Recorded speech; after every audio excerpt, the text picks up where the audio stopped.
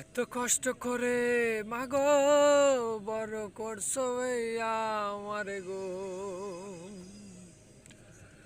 যখন মাগো তোমার গর্বে হইল আমার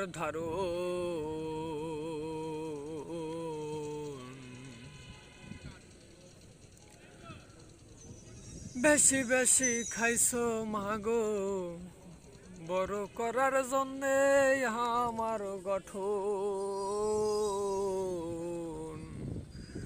10 মাস 10 দিন গর্বে রেখে করছো আমায় ধারণ।